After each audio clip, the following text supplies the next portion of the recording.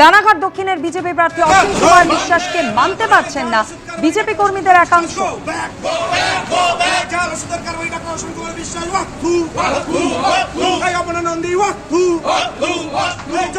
নদিয়া রানাঘাটে ঠিক কি অভিযোগ করছেন বিক্ষুব্ধ বিজেপি কর্মী সমর্থকরা, আরো বিস্তারিত আমাদের জানাবেন প্রতিনিধি সুজিত মন্ডল আমাদের সঙ্গে রয়েছেন।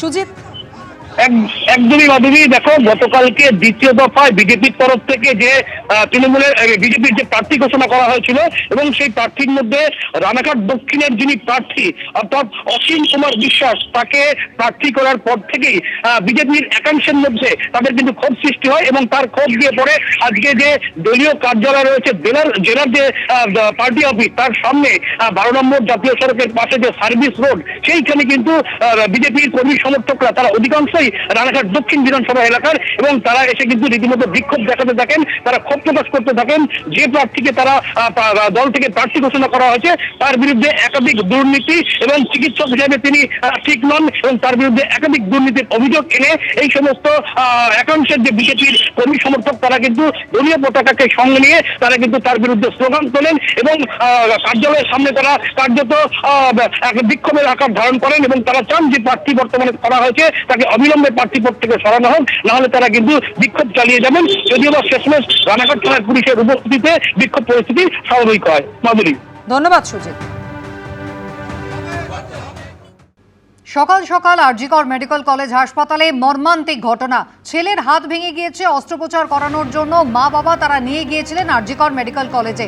2 নম্বর লিফটে তারা উঠেছিলেন, কিন্তু লিফট আচমকাই ওপরে যাওয়ার বদলে নিচে চলে আসে এবং আটকে যায়। সেখানেই আটকে পড়েন মা বাবার সহ ছেলে এবং এই ঘটনার পরেই তারা সাহায্যের জন্য চিৎকার করতে থাকেন, কিন্তু কেউ তাদের সাহায্য করেনি।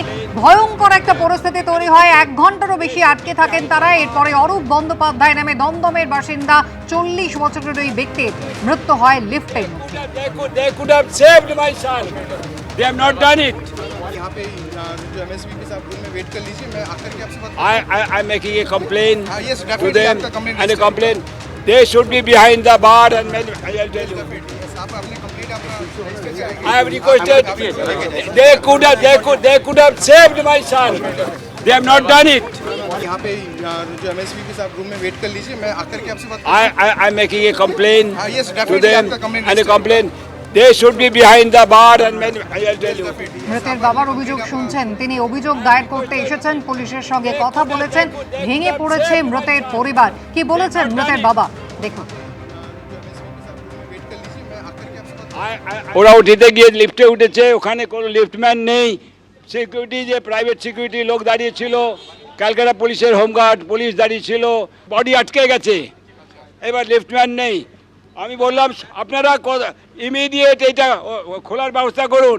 ওরা বলছে পিডব্লিউডির কাছে চাবি, কেউ বলছে দাঁড়ান তো আপনি, আমাকে ধমকাচ্ছে এরা সিকিউরিটি স্টাফ এই সব আর যারা এখানকার স্টাফ অ্যান্ড প্লাস সিকিউরিটি আমাকে বলছে আপনি চুপ করুন। আমি বলে ওর বাবা ছেলে মরে যাচ্ছে আর আপনি এখানে বলছেন আপনি খুলবেন কিনা, আপনি বাবার এদের পুলিশকে বললাম ফায়ার ব্রিগেডে টেলিফোন করুন, ওরা এসে ভেঙে দিতে পারে, আপনার জানা আছে।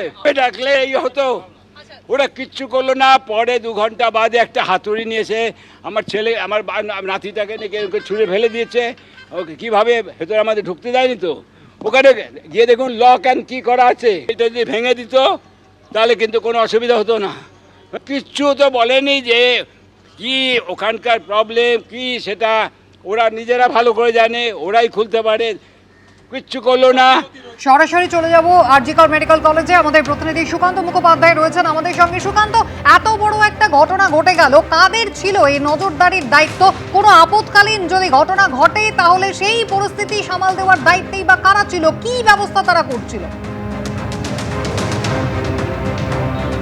দেখো, হাসপাতালের ভাইস প্রিন্সিপাল সপ্তর্ষি চট্টোপাধ্যায়কে আমরা প্রশ্ন করেছিলাম যে এই যে লিফটে এতগুলো লিফট রয়েছে, বারবার পরিজনের তরফে বলা হচ্ছে যে এই 2 নম্বর লিফট তো বটেই, অন্যান্য সমস্ত ডিপার্টমেন্টের লিফটে যখন এটা অপারেট করা হয় সেখানে ভেতরে কোনো অপারেটর বা সেখানে কোনো লিফটম্যান থাকেন না। এই প্রশ্নের উত্তরে তিনি যেটা বলেছেন যে পিডব্লিউডির ইলেকট্রিক্যাল ডিপার্টমেন্ট তারা মূলত রক্ষণাবেক্ষণের কাজ করে প্রত্যেকটি বিল্ডিংয়ের যে লিফট রয়েছে সেগুলোর, এবং 24 আওয়ার্স অর্থাৎ 24 ঘন্টা সেখানে কিন্তু লিফটম্যান সিকিউরিটি গার্ড থাকার কথা রয়েছে।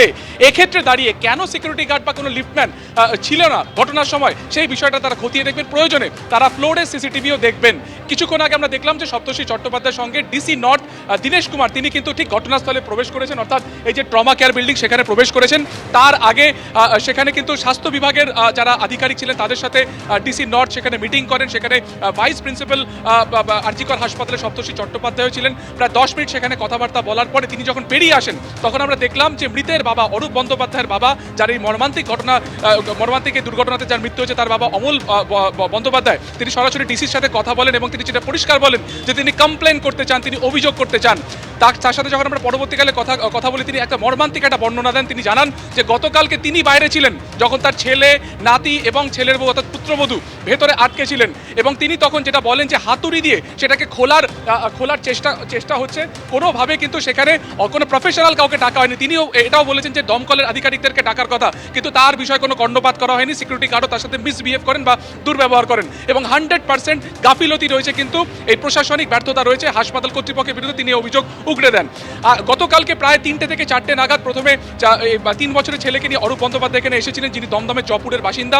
এখানে আসার পরে তার ব্লাড টেস্ট হয় বাচ্চাটির, এবং তারপরে ওটি করার সিদ্ধান্ত হয়। ফার্স্ট ফ্লোর থেকে যখন 4th ফ্লোরে বা বাচ্চাটিকে নিয়ে শৌচাগারে যাচ্ছিলেন সেই সময় তিনি 4th ফ্লোরে সে বাটন তিনি প্রেস করেন। সেই লিফট 4th ফ্লোরে যাওয়ার আগে 2 দফায় ওপর নিচ করে সোজা বেসমেন্টে চলে যায়, এবং তারপরে 1 থেকে 1.5 ঘন্টা ওইভাবেই তারা ভেতরে আটকে ছিলেন। আশপাশের যারা রোগীর পরিবার তারা যেটা বলছেন যে তারা আর্তচিৎকার শুনছিলেন। ভেতরে লিফটের ভেতরে যে ধাতব দেওয়াল রয়েছে সেইখানে তারা একেবারে হাত মেরে তারা হেল্প চাইছিলেন, তারা সাহায্য চাইছিলেন, কিন্তু কোনোভাবে কেউ কিন্তু তাকে সাহায্যের জন্য এগিয়ে যায়নি। অথচ বাইরে security guard, police, central force, RAB সমস্ত বাহিনী সেখানে ছিল, কিন্তু একেবারে আমি সুকান্ত তোমায় এই জায়গায় একটু বিরত করি। বাইরে নিরাপত্তা রক্ষীরা তারা সবাই উপস্থিত ছিলেন, কেন্দ্রীয় বাহিনী তারা পর্যন্ত দাঁড়িয়েছিল, কিন্তু সাহায্য করার জন্য কিন্তু কেউ সেখানে উপস্থিত ছিল না। মানে যারা দাঁড়িয়েছিল তারা শুধু দাঁড়িয়ে দাঁড়িয়ে দেখছিল, এবং মৃতের বাবা যে ভয়ঙ্কর অভিযোগ করেছেন আমি আরো একবার শোনাবো আপনাদের।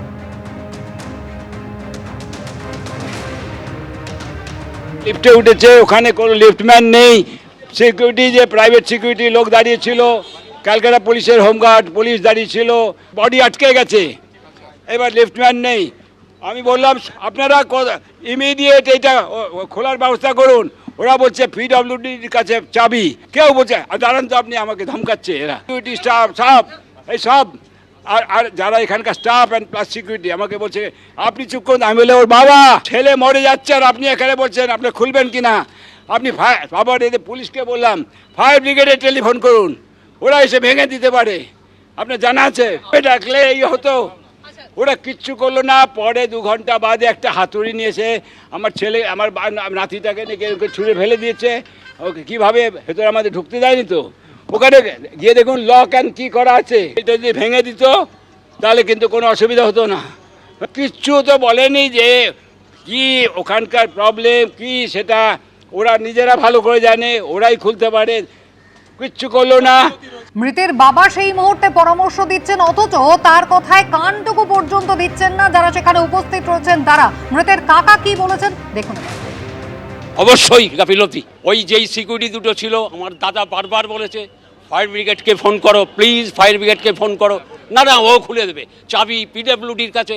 হোয়াট ইজ দিস, পিডব্লিউডির কাছে চাবি, এখানে কি করতে তোমরা দলে বসে আছো? ওকে তো অ্যাটেম্প টু মার্ডার বলবো, ওকে ইনডাইরেক্ট খুন করা হয়েছে। লিফটম্যান ওখানে ছিল না, সিকিউরিটি গার্ড ছিল, ওই যে কানে যন্ত্র দিয়ে গান শুনছে বাবুরা। এবিপি আনন্দ এগিয়ে থাকে, এগিয়ে রাখে।